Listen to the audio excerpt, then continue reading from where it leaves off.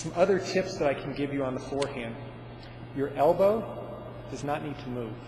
It's one of, again, a common mistake I see with a lot of players. As they're hitting the ball, their elbow's doing a lot of movement, okay? As I demonstrated at first, I showed you how the forearm was doing more of the movement than the shoulders. The elbow does not need to lift up. Sometimes we'll tell players that it's like a saluting motion. You take the racket, you bring it up to your forehead. You don't see people saluting like this, okay?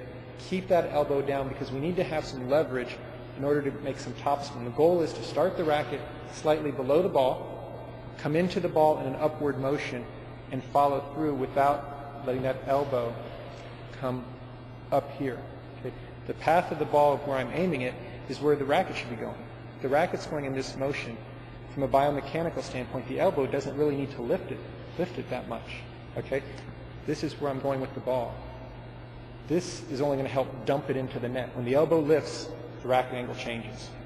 We want to keep that racket angle as consistent through the ball as possible. Anytime you add an extra movement, you're increasing the likelihood of the racket angle changing. Here, racket angle right now, if I were to toss the ball to go this way, that can't help me hit the ball in that direction. We want to just do enough to get the ball in that direction, let our body weight give it that extra push. Okay, so keep the elbow down, keep the elbow down. Another suggestion I gave was imagine an imaginary line going down the center of your body. There's never a solid reason to come across your body. Once I do that, what are my shoulders doing? Nothing. My shoulders are turning. I should be able to keep my racket on the right side for a right-handed player of my body. Here, you get a high ball here. I've crossed my body, bad technique. Get a high ball here, turn, I can get ready for the next ball. How many have troubles when the ball starts going faster and keeping up with the pace? Anyone? Sure. Probably everyone. Because your arm is actually coming across your body. Then when the ball comes back, you're forced to pull with your arm, and that just sends your momentum the other way. Whereas if I smash and I come back because I turn my body, that's easy. I can smash, smash, lob. I'm never crossing and then being forced to take an extra backswing. Here, reset.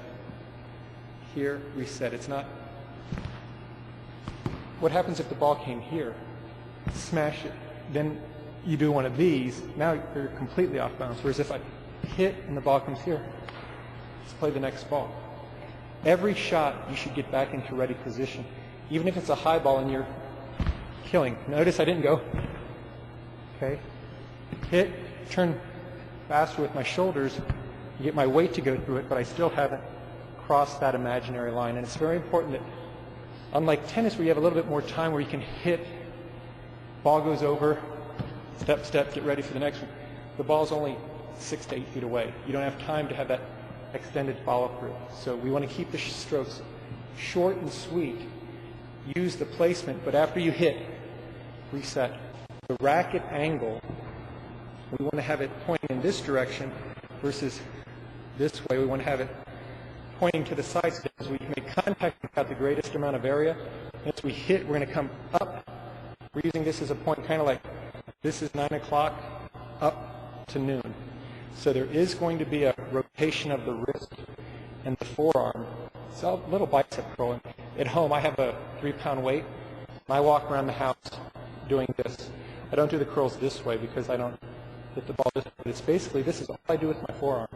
The rest of my forehand stroke is with my body. I might literally do 1,000 a day with a 2-pound weight. And if I'm walking up and down stairs, I've got my little weight, and I'll just walk around doing this. And I've done so many that when the ball comes, it's a snapping motion now where it's quick, and it's not something where it's elbow, elbow, or coming across. It's just, that's where I get all my power, but I put it in sync with my shoulders. Another thing I mentioned with the left hand, the people who aren't using their left side, you can imagine a towel that you're holding. Both elbows are the same distance from the body. This we don't want to be doing. We don't want to be coming across saying, oh, look at them, just what's happening over here. We want to get both sides of your body working in sync. I'm going to be spending more time on forehand and backhand, and the rest of the strokes are just small variations. But if you don't have distance between your elbow and your body, if you're hitting a penguin shot, hitting like this, you're going to have be moving twice as much, because the ball, when it's wide, you're going to have to go all the way overward. Give yourself some nice balanced distance. And both hands should almost mirror. Sometimes when I hit my forehand, it just looks like a mirror image with my left hand because they're in sync. They're going through the ball. I'm not going through, loop, smash. Everything is in balance. And working from the shoulders. The arm, even if you're blocking it a little bit, just get into the habit of the feel of what it takes to come into the ball and through, because I want you to be able to hit the ball as hard as you want, but with full consistency. If you're coming through it like that, you can hit it probably harder, but the consistency is going to be quite low. So we just want you to get into the stepping in, stepping back. As I said last night, your feet have to be moving in this sport. We can't camp out and have cement feet. So the idea of being able to hit, reset, move, hit, reset, move, that's the sequence of our footwork. It's not hit, stand still, reach, try to do a shot, get off balance, get back into position. It's hit, reset, move, just like basketball guard. He always wants to keep the guy with the ball. If I'm the defender, the guy with the ball, I want to be between him and the basket. If he moves to the side, I've got to move. I've got to move. I can't let him go around and then try to jump in front of him. I always want small steps. Big steps are great, but small steps keep you balanced. One other question, how much of a backswing? After contact, you're going to have a follow-through. Backswing should be the same distance. If you have a 3-foot follow-through, then you need a 3-foot backswing. Everything is balanced, okay? If you have a backswing 2 inches, you have a follow-through, like something's going to be wrong. If I'm going to hit it there, maybe that's 1.5 feet, contact 1.5 feet. Keep it balanced. Keep it balanced. Again, our sport is one that you're going to play multiple rallies. It's not serve and cream it. Ball's probably going to come back if you serve it short and low, so you're going to have to be ready to hit 3, 4, 5, 6, 7 shots. The more shots you can hit comfortably against your opponent, the greater the likelihood that you'll win. When you play better players, one of the things that you've probably felt is they can keep it on the table much longer than you can at a higher pace. We need to get everyone's consistency up.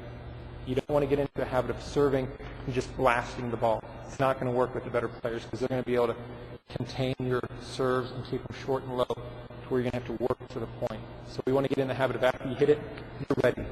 Hit it, you're ready. Never, okay, he went to my phone, I went with the biggest loop I could, and I'm putting myself out of position, but I might lock one in.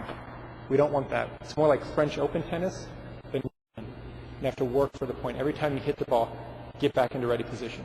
Get back into ready position. You do that, you'll find out that maybe the third shot wasn't a direct winner, but the fourth shot was easy. You just have to be willing to not outlast. Doesn't mean hit it soft. It just means hitting it and being ready. Don't put so much into the shot that you know you've put yourself out of position, because a better player will block the ball back onto the table where you're not. So we want to hit to be as ready as possible.